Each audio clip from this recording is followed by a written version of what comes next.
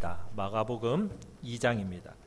신약성경 55페이지 마가복음 2장 18절에서 22절까지의 말씀을 교독하도록 하겠습니다. 마가복음 2장 18절 제가 먼저 읽겠습니다.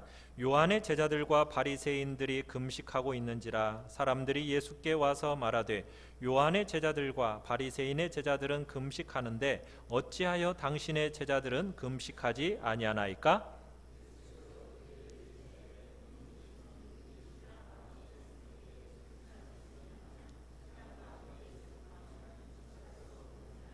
그러나 신랑을 빼앗길 날이 이르리니 그 날에는 금식할 것이니라.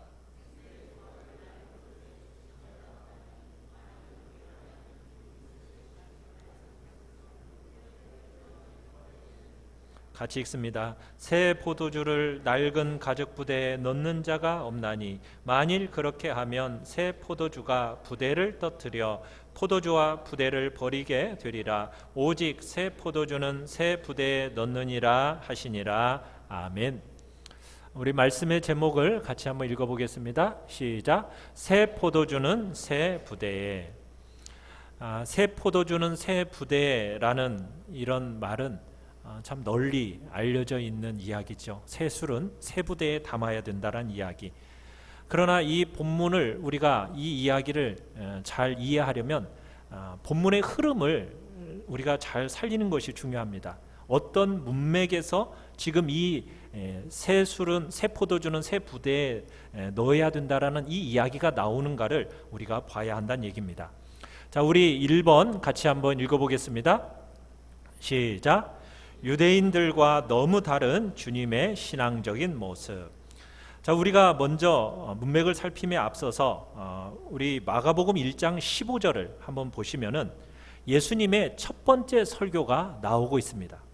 자, 예수님께서 지상에 오셔서 처음 한 설교의 내용이 뭐라고 설교를 하셨습니까? 우리 같이 한번 읽어볼까요? 시작. 때가 찼고 하나님의 나라가 가까이 왔으니 회개하고 복음을 믿으라. 하나님의 나라가 왔으면 잔치하고 기뻐해야 할 것 같은데요. 지금 뭐 하라고 지금 우리에게 요청하고 있습니까? 회개하고 복음을 믿으라. 이렇게 얘기하고 있어요.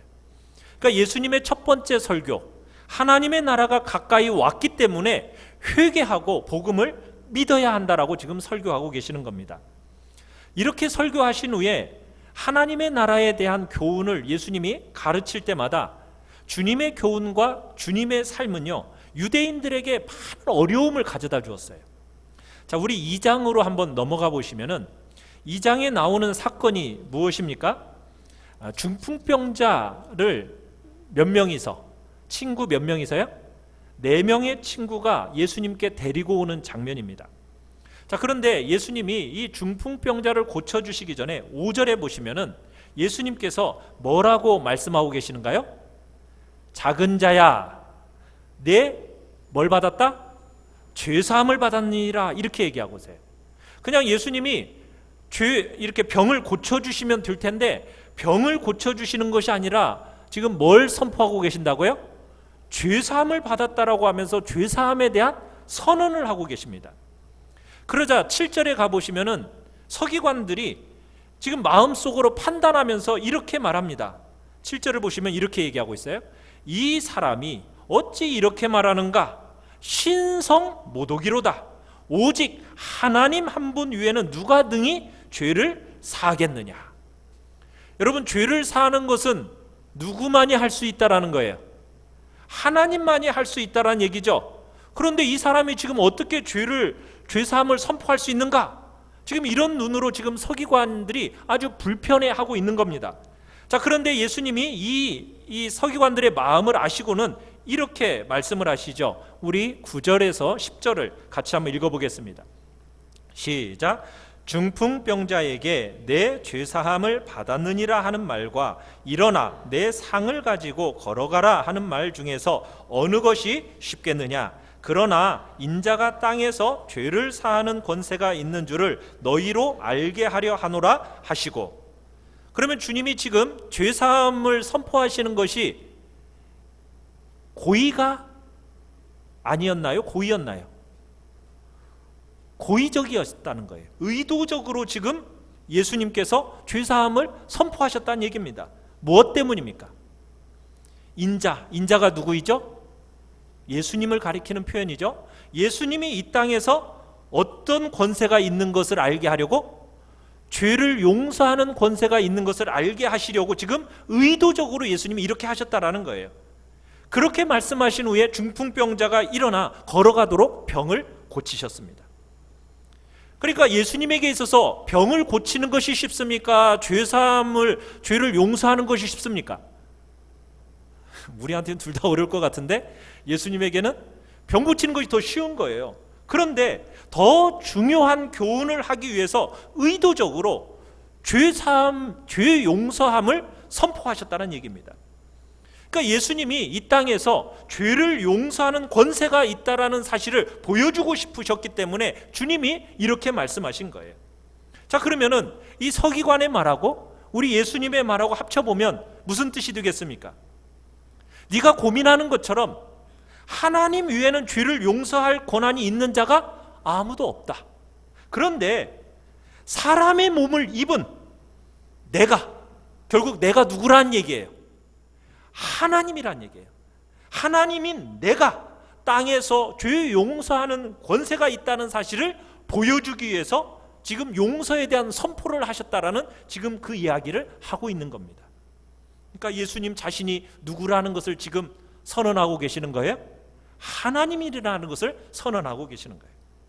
자, 그러더니 또 두 번째 어려움이 생겨요. 2장 13절부터 또 가보시면은 길을 지나시다가 세관에 레위라는 사람이 세리가 앉아있는 것을 보시고는 어떻게 하고 계시죠?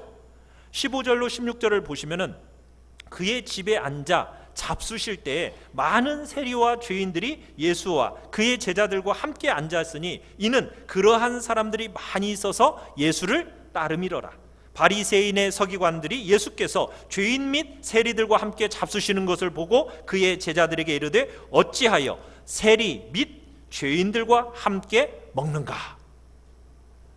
이 당시 유대인들은요, 하나님을 잘 믿는다라는 것이 어떻게 표시가 되어졌느냐면 죄인과 세리를 자기와 구별시켰습니다.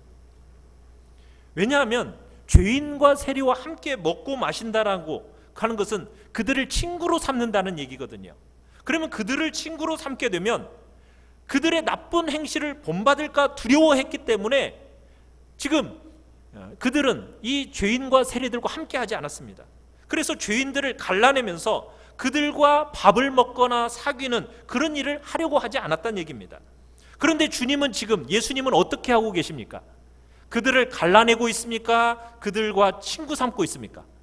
그렇죠? 예수님이 그들을 조금도 가리지 않고 그들과 함께 먹고 마시면서 그들을 친구 삼고 있는 거예요. 그러면서 우리 주님께서 17절에 뭐라고 말씀을 하십니까? 우리 17절을 같이 한번 읽어봅시다. 시작. 예수께서 들으시고 그들에게 이르시되 건강한 자에게는 의사가 쓸데없고 병든 자에게라야 쓸데있느니라. 나는 의인을 부르러 온 것이 아니요 죄인을 부르러 왔노라 하시니라. 여러분, 예수님이 이 땅에 오신 이유가 뭐래요? 착하고 마음에 드는 사람들을 데리러 왔나요? 그게 아니죠. 죄인들을 불러서 뭐 하려고?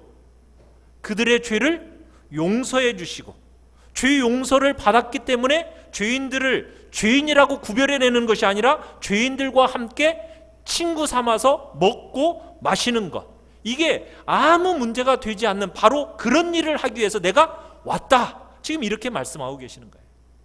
그러니까 유대인들이 당시 가지고 있던 신앙적인 모습과 예수님의 모습은 어떻습니까? 굉장히 차이가 많이 나는 거죠.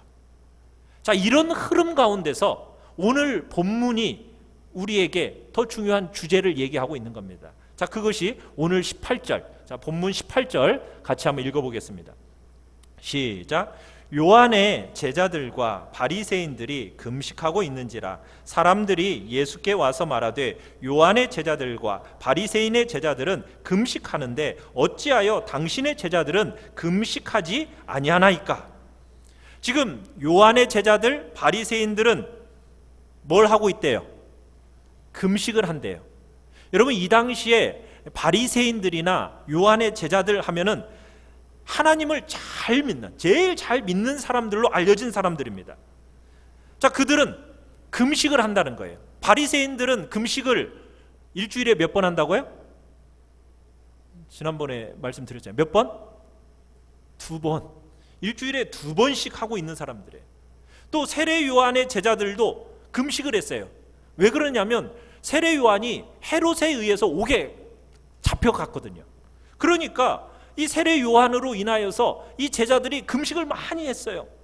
그러니까 신앙생활을 제대로 하는 사람 같은 사람들은 지금 뭘 하고 있는 겁니까? 금식을 하고 있는 거예요. 그런데 예수님과 그 제자들은 금식을 해요, 안 해요? 금식을 안 하고 있는 거예요. 그래서 왜 안 하냐고 지금 따지고 있는 겁니다. 여러분, 궁금해서 묻는 걸까요? 아니면은 비난하는 쪽으로 지금 묻는 걸까요? 그죠? 비난하기 위해서 지금 묻는 겁니다. 여러분, 그러면 우리 예수님은 금식을 부정하시나요? 금식을 부정하지 않나요? 부정하지 않으시죠? 왜? 예수님이 금식을 하셨어요, 안 하셨어요? 하셨죠. 며칠이나 금식하셨죠? 40일간이나 금식하셨어요.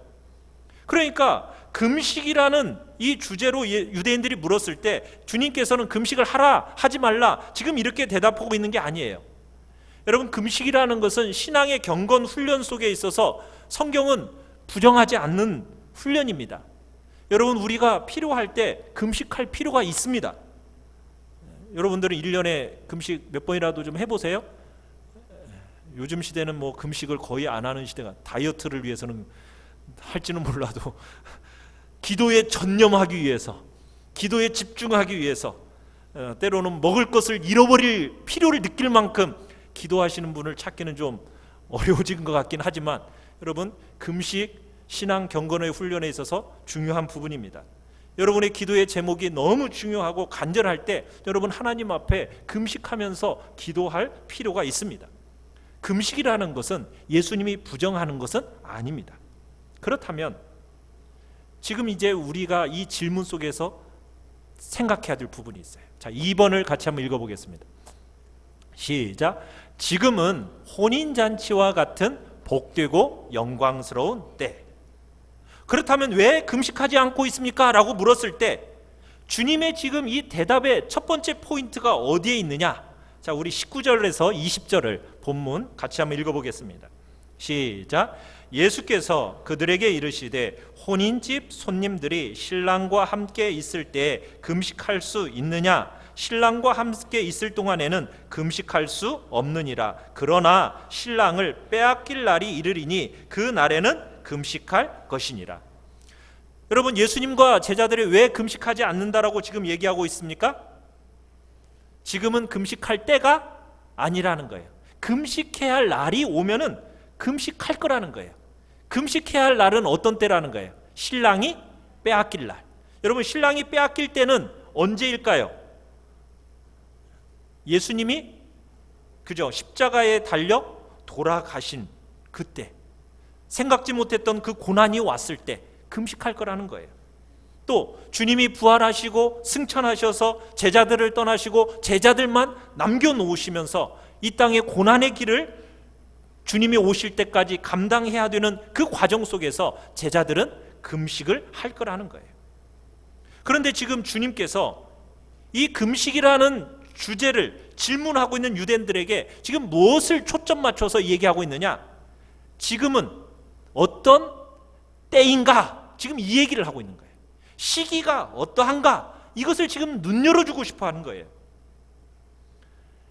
1장에서부터 시작된 메시지, 또 2장에서 만나는 유대인들의 이 곤욕스러운 모습들, 지금 뭐가 문제냐면 때를 분별하지를 못하는 거예요. 때.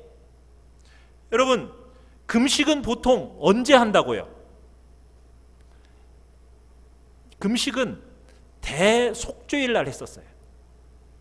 대속죄일 날을 무엇을 위한 금식이었습니까? 죄에 대한 슬픔과 애통을 담아서 금식을 하는 거였어요. 그런데 지금은 죄에 대한 애통과 슬퍼할 때가 아니라는 거예요. 지금은 어떤 때예요? 지금은 여기 본문에서는 지금은 무슨 때라고요? 혼인잔치에 참여하는 혼인잔치에 때라는 거예요. 그러면 혼인잔치 때는 뭐 해야 되는 겁니까? 슬퍼하고 애통해야 되는가요? 아니죠. 그때는 뭐 하는 때예요? 기뻐하고 감격해야 할 때라는 거예요. 그런데 지금 혼인잔치 이때 너희는 이 때를 모르고서는 슬퍼하고 애통해하는 지금 금식을 지금 예수님께 요구하고 있다는 거예요. 지금 주님의 메시지와 주님의 여러 행함을 지금 당혹스러워하는 유다인들에게 다른 때가 왔다는 거예요. 너희들이 생각하는 지금 그런 때가 아니라 지금은 어떤 때라고요? 혼인잔치의 때라. 혼인잔치. 그렇다면 지금은 금식하면서 슬퍼하고 애통해할 때가 아니라 혼인잔치의 때에는 뭐 해야 되는 거예요? 감격해야 하고 기뻐해야 된다는 거예요. 여러분, 이 당시 유대 땅에서 혼인잔치라는 것은 정말 큰 잔치였습니다. 뭐 오늘날도 큰 잔치이긴 하지만 뭐 우리 결혼식 하면은 얼마 만에 끝나죠? 뭐 한 2시간이면은 길게 잡아야 길어봤자 2시간이에요. 뭐 요즘에는 제가 주례를 해도 5분만 하라고 그러니까 뭐 금방 끝내야 되는 그런 시기이긴 하지만 옛날 유대 당시에서는 이 혼인잔치가 가정의 잔치만이 아니라 온 동네 잔치였어요. 어떤 기록들은 일주일 동안 혼인잔치를 했다고 그래요. 그러니까 온 동네가 좋아하면서 기뻐하고 즐거워합니다. 유대인들의 생각에는 형용할 수 없는 기쁨과 감격이 있는 날이 혼인잔치인 거예요. 배부르고 만족하고 행복하고 즐거워하는 그런 것이 가득한 혼인잔치. 그런데 이 혼인잔치인 그때 금식하고 슬퍼하고 애통할 수 있겠느냐? 지금 예수님이 반문하고 계시는 거예요.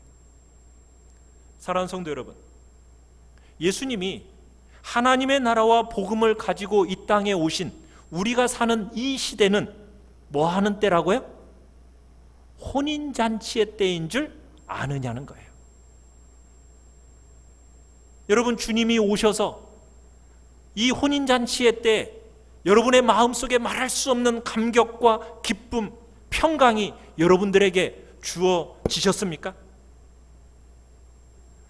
혼인잔치로 비유되어지는 이 희락과 감격과 기쁨의 새로운 질서가 우리의 삶에 찾아오는 것이 여러분 무엇인지를 여러분은 알고 계십니까? 여러분이 뭐 이 땅에서 잘 되고 어려움이 없고 자식들이 원하는 대로 여러분들이 하고 이런저런 일들이 잘 되는 것 때문에 좋고 기뻐하고 행복해하는 거, 그런 거 말고, 그런 것이 아니더라도 여러분이 눈물도 있고 실패도 있고 때로는 근심도 있고 좌절도 있고 아픔도 있지만 주님이 하나님의 나라를 가지고 여러분 이 땅에 오셔서 복음을 선포하신 후에 여러분의 삶 속에 예수 믿는 맛이 뭐라고 말할 수 있는 그런 빼앗길 수 없는 희락과 기쁨이 여러분 안에 있느냐고 지금 주님은 우리에게 말씀하고 계시는 거예요. 여러분의 마음속에는 하나님의 나라가 여러분의 마음속에 임하면서 혼인잔치와 같은 기쁨과 희락이 여러분의 마음속에 있으십니까? 오늘날 너무나도 많은 성도들이 이렇게 저렇게 정말 믿는다고 잘 믿는 것 같다라고 얘기를 하면서도요, 환경이 달라지면은 환경의 영향을 너무 많이 받아가지고 환경에 좌절하고 또 사람들과의 관계 속에서 이렇게 저렇게 상처받으면은 실족하고 신앙에 대한 회의를 갖는 것이 보편적인 이 신앙생활이 되어버렸습니다. 여러분, 어떤 환경의 변화와 사람들과의 관계 속에서 어떤 경험이 허락될지라도 여러분의 마음속에 요동하지 않고 빼앗기지 않는 말할 수 없는 평강의 그 단단함이 주님으로 말미암아 여러분의 심령 속에 생겨 있습니까? 그런 주님의 희락과 평강이 여러분 안에 생겨지기를 간절히 바랍니다. 주님께서 너희가 때를 잘 모른다라며 지금은 울며 애통하며 금식할 때가 아니라고, 지금은 신랑이 와서 땅에 죄사하는 권세를 선포하고 계시는데 그 죄인도 죄 때문에 사귐으로부터 배제되는 것이 아니라고, 어떤 죄인이든지 와서 지금 죄의 용서함을 받고 식탁의 사귐과 교제와 만남을 회복하고 있는 이 혼인잔치의 자리에 여러분들이 초대받았는데 여러분은 말할 수 없는 복되고 영광스러운 때를 여러분들은 사는 줄 알고 계십니까? 여러분, 그날의 행복이 무엇인지를 알고 어떤 삶의 경험을 할지라도 여러분들이 희락과 감격을 잃을 수 없는 것이 지금이라고 지금 주님이 말씀하고 계시는 겁니다. 어떤 면에서 여러분들의 마음에 기쁨과 희락이 여러분들의 뭔지를 모른다라면 여러분 그건 직무유기입니다. 진짜 성도라면, 주님을 알고 정말 주님을 믿는다고 말하면 그 마음에 뭐가 있어야 된다고요? 기쁨과 즐거움과 말할 수 없는 평강이 그 심령에 있어야 된다는 얘기입니다. 그렇지 않는다면 여러분들은 직무유기를 하고 있는 겁니다. 살아야 할 대로 못 살고 있는 것입니다. 주님이 열어놓은 새로운 시기를 여러분은 알고 계십니까? 우리의 삶에 열어놓으신 이 새로운 기쁨과 희락이 무엇인지 아시느냐고요. 혼인잔치로 비유되어 하셨던 예수 그리스도의 그 오심과 복음과 하나님의 나라가 무엇인지를 알고 여러분은 이 땅을 살아가고 계시냐는 거예요. 그러면은 있으면 있는 대로 감사하고 없으면 없는 대로 감사하고 아프면 아픈 대로 감사하고 아프지 않으면 아프지 않은 대로 감사하고. 여러분, 이게 뭔지 아세요? 예수 믿고 알아가면 알아갈수록 그런 것이 여러분의 중심을 만져야 그게 예수 믿는 맛인 겁니다. 사랑하는 성도들, 여러분의 마음속에 예수님이 우리의 마음속에 찾아오심으로 말미암아 이루어놓으신 하나님의 나라, 복음을 믿음으로 말미암아 우리에게 주어진 혼인잔치와 같은 기쁨과 즐거움과 말할 수 없는 희락이 여러분의 가슴 깊이 풍성하게 나타나기를 간절히 축원합니다. 자, 세 번째입니다. 3번 같이 읽겠습니다. 시작. 낡은 가죽 부대 같은 자기 생각. 주님께서 이렇게 시간에 대한 이야기를 하시고 나서 하나를 더 이야기하세요. 우리 21절 22절 같이 한번 읽어보겠습니다. 시작. 생배 조각을 낡은 옷에 붙이는 자가 없으니 만일 그렇게 하면 기운 새 것이 낡은 그것을 당기어 헤어짐이 더하게 되느니라. 새 포도주를 낡은 가죽 부대에 넣는 자가 없나니 만일 그렇게 하면 새 포도주가 부대를 터뜨려 포도주와 부대를 버리게 되리라. 오직 새 포도주는 새 부대에 넣느니라 하시니라. 여기 계시는 분들은 옛날에 옷 기호들 입어 보셨죠? 양말 빵꾸 나면은 그 빵꾸난 양말 덧대가지고 이렇게 기워서 신고 다녀 보셨죠? 뭐 요즘 애들은 뭐 도리어 그냥 사는 것이 더 편한 시대가 되고 더 싼 시대가 됐죠.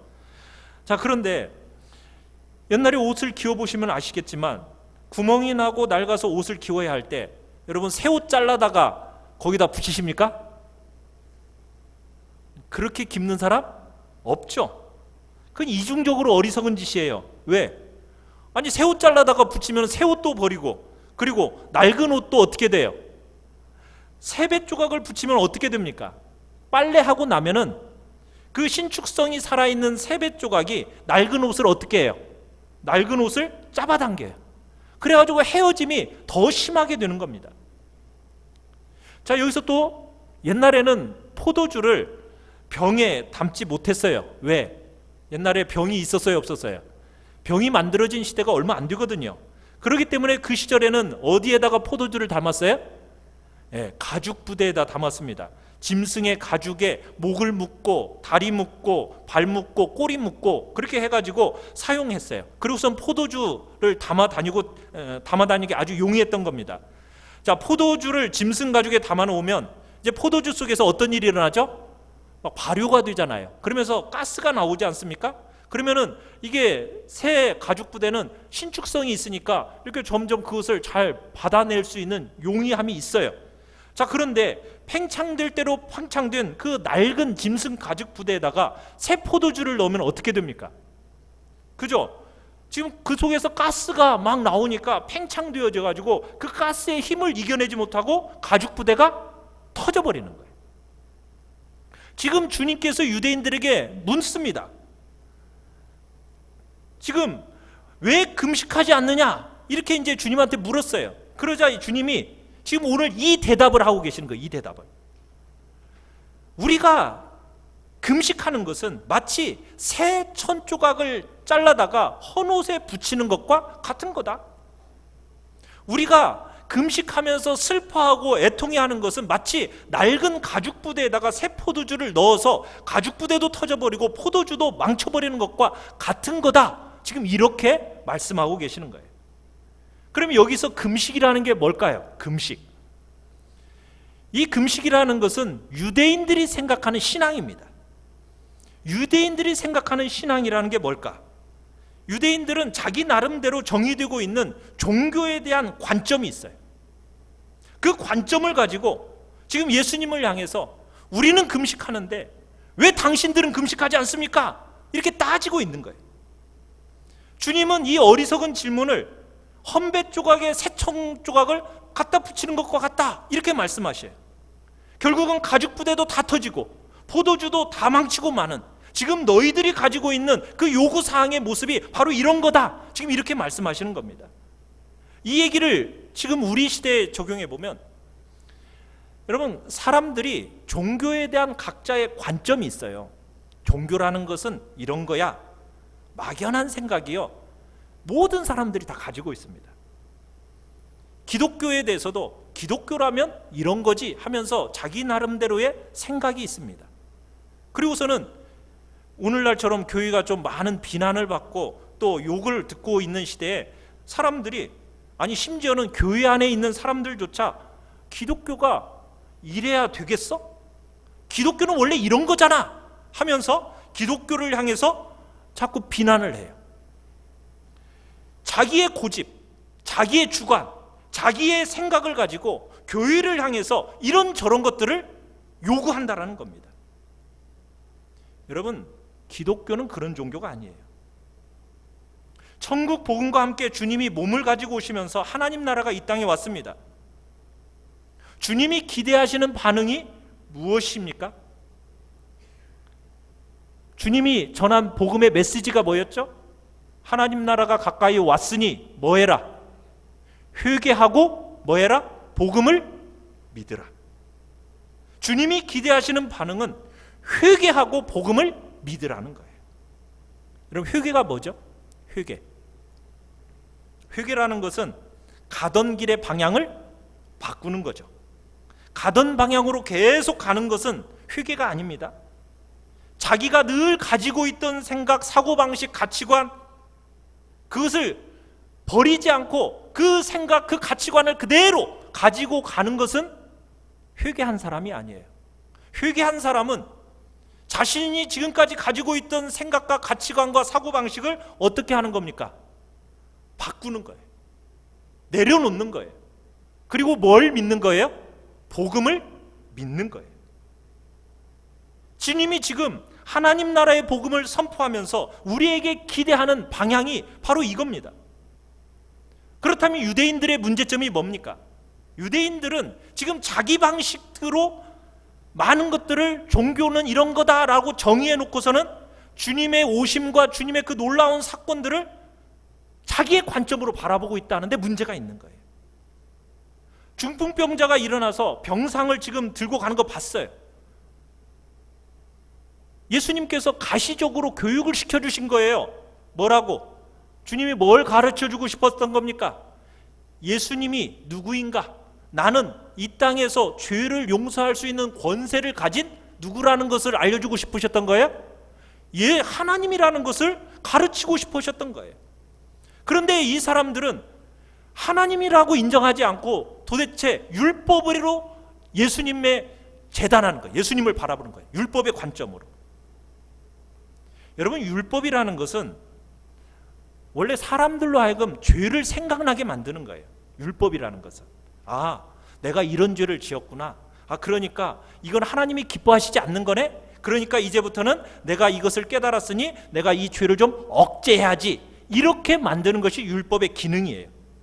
그런데 주님이 이 땅에 오셔서 하나님의 나라가 왔어요. 주님의 귀한 사역의 핵심은 뭡니까?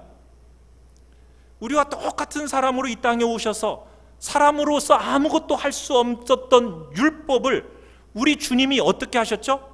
완전히 순종하심으로 말미암아 율법을 완성하셨어요. 사람으로서는 모든 사람 감당할 수 없었던 모든 사람의 죄를 대신 자신이 감당하심으로 말미암아 십자가에 달려 형벌받고 돌아가심으로 뭐가 어떤 길이 열려졌습니까? 죄 용서의 길이 열려졌습니다. 우리는 이제 죄를 알고 죄를 억제하는 수준이 아니라 이제는 우리의 죄가 어떻게 되었다고요? 용서가 되어졌습니다. 그러면서 이제는 죄에 대해서 미워졌어요. 이제는 죄를 이기는 새로운 시대가 열려졌다는 얘기입니다. 이게 하나님 나라의 복음이에요. 하나님 나라의 복음이라는 것은 제일 중요한 일 중에 하나는 그냥 죄를 인식하고 죄를 억제하는 수준이 아니라 어떻게 한다는 거예요? 죄가 용서되어지고 그 다음에 죄를 우리가 미워하고 그 다음에 죄를 이기는 새로운 질서, 다른 질서가 들어오게 됐다는 얘기예요. 우리의 본성이 변화가 일어나는 거예요. 새롭게 태어나면서 거듭나면서 전에는 죄를 물 먹듯이 마시고 죄 짓는 것을 너무나 좋아하고 행복했던 우리의 이 본성의 변화가 일어나면서 우리가 이제는 죄에 대해서 어떻게 됩니까? 미워하게 되는 거예요. 죄를 싫어하게 되는 거예요. 그리고는 죄에 대해서 내가 의지적으로 이제 결단하고 죄를 안 짓고 죄를 이기는 그런 새로운 놀라운 일이 우리에게 일어났다는 얘기입니다.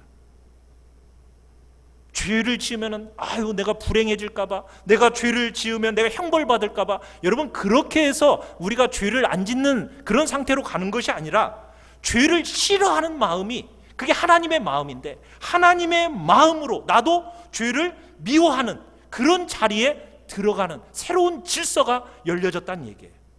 그러면서 내가 하나님을 사랑하고 선을 사랑하고 거룩을 사랑하는 그런 하나님의 나라, 새로운 질서가 열려졌는데, 그런데 율법을 갖다가 대면서 왜 율법대로 살지 않느냐? 왜 금식하지 않느냐? 하나님 한 분 위에는 죄를 사할 권세가 없는데 네가 무슨 권세로 죄를 용서받냐? 신성모독이다. 이렇게 하고 있는 것에 대해서 우리 주님이 지금 뭐라고 말씀하신 거예요? 지금 낡은 옷에다가 새 옷을 갖다가 대는 것과 똑같고 낡은 가죽 부대에다가 새 포도주를 집어넣는 것과 똑같다라는 지금 이 얘기를 하고 계시는 겁니다. 누구든지 하나님의 나라가 온 줄 알아서 하나님 나라 안으로 들어가기를 원하는 사람들은 생각을 바꿔야 됩니다. 생각을. 가던 길을 돌이켜서 회개해야 됩니다. 믿음으로 주님의 말씀에 반응하고 믿음으로 받아야 하나님 나라의 백성이 되는 거예요. 그런데 그 시절이나 오늘날이나 주님께서 죄를 사는 권세를 말하셨음에도 불구하고 사람들은 하나님 위에 누가 할 수 있느냐? 이렇게 얘기하면서 주님의 이 귀한 복음을 모셔드리려고 하지 않는 거예요. 어떻게 죄인과 세리가 우리가 함께 먹을 수 있는가? 이런 식으로 얘기한다는 거예요. 사랑하는 성도 여러분, 신앙생활은 자기 방법, 자기 논리, 자기 생각, 이건 다 낡은 가죽 부대 같은 거예요. 자기가 가지고 있던 가치관, 세상의 보편적인 흐름, 이거 다 낡은 가죽 부대입니다. 그럼 그거 어떻게 해야 됩니까? 그거 버려야 되는 거예요. 내려놔야 되는 거예요. 우리가 죄가 용서되고 죄를 이기기 시작하는 새로운 질서가 들어온 이 복된 시기에 여전히 내가 옛날에 가지고 있던 그 생각과 가치관과 내 논리와 내 관점을 그대로 주장하면서 여러분들이 신앙생활을 하고 있다면 여러분은 하나님 나라의 백성이 아직 아니라는 거예요. 복음에 여러분 인격적으로 반응하지 않고 있는 겁니다. 교회 안에 있으면서도 방향을 바꾸고 생각을 바꾸고 가치를 바꾸고 가던 길을 돌이키는 그런 과정 하나 없이 여러분의 고집과 생각과 논리를 지지하는 그런 기독교를 찾고 있다면, 혹시나 그런 종교를 찾고 있다면 가죽 부대도 터지고 새 포도주도 다 망치는 그런 악한 행실이라는 거예요. 기독교는 그런 종교가 아니라는 거죠. 어떤 사람이든지 가던 길을 멈추고 방향을 돌이키는 그 과정을 거쳐야 됩니다. 그렇게 복음을 믿어야 되는 거예요. 그렇지 않으면 하나님 백성이 아니라는 거예요. 여러분이 기존에 가지고 있던 가치관이 있습니까? 여러분의 그 가치관을 지지해주는 여러분 그런 교회를 혹여나 찾고 있습니까? 여러분 그렇게 가면 안 돼요. 주님 앞에서 복음 앞에 서서 여러분들이 달라져야죠. 가치관이 달라져야 되고 여러분의 행실이 달라져야죠. 그게 회개거든요. 회개라는 것은 나의 생각을 내려놓는 겁니다. 하나님의 말씀을 믿음으로 반응하는 거예요. 그래야 하나님의 나라가 여러분 안에 임하는 겁니다. 그래야 여러분 속에 혼인잔치와 같은 말할 수 없는 기쁨과 감격과 희락이 여러분 안에 주어지게 되는 겁니다. 그런데 인생이 얼마나 교만한지, 하나님의 일을 한다고 하면서도 자기의 논리, 자기 방식, 자기 주장 절대로 꺾지 않아요. 여러분 그건 패역함입니다. 여러분 말씀에 반응하려고 하지 않는다는 거예요. 여러분 그러면은 죄송하지만 부대도 터지고 포도주도 망치는 거예요. 방향을 바꿔야 됩니다. 가치관을 조정해야 됩니다. 그게 회개입니다. 복음을 믿을 때 여러분 그것이 정말 성경이 말하는 정말 참된 신앙입니다. 그런 사람에게 뭐가 있다고요? 혼인잔치에 참여하는 기쁨이 이 땅에서부터 있다라는 거예요. 그런 사람은요, 환경이 어떻게 변화되든 사람과의 관계에서 수많은 어그러짐과 상함에도 불구하고 빼앗길 수 없는 희락과 기쁨과 감격이 뭔지를 아는 거예요. 여러분은 그 요동할 수 없는 기쁨 여러분의 마음에 소유하고 계십니까? 그래서 여러분이 이 땅을 사는 동안 그 믿음의 존귀와 영광을 누리고 계십니까? 여러분의 생각을 내려놓아 보신 적이 있으십니까? 여러분의 정말 세상을 바라보는 눈을 내려놓고 하나님의 말씀 앞에 여러분 굴복시켜 보신 적 있으십니까?